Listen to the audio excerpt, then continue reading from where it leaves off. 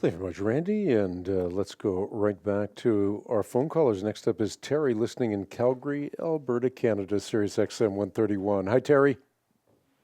Hello, Hank. How are you doing? I'm doing well, thank you. That's great. Well, I'm really thankful for your ministry, and you do a great job. I have a question today, and my question is, I've been a Christian for many years and really growing exponentially in the last 12 months, and I've just really had some questions about this. My sister and brother-in-law got involved in a belief called Christadelphians, and have you heard of that?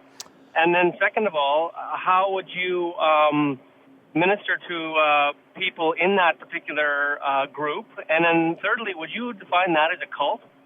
I would, yes. To take your last question first, I would define it as a cult. And, cults are notorious for the same things. They're counterfeits. And the way that you identify a counterfeit is you become very familiar with the real. Secondly, cults have unreliable revelations, either personal revelations, corporate revelations, revelations that they present in written material, but they have unreliable revelations which counter the revelation which has been given to us through Scripture. They also use linguistic subversion. In other words, they take Christian language and they subvert it by pouring their own meanings into the words. And then theological subversion means that they take the essentials of the Christian faith and they temper with them. So in that sense, I think that we can say that Christadelphians are a cult.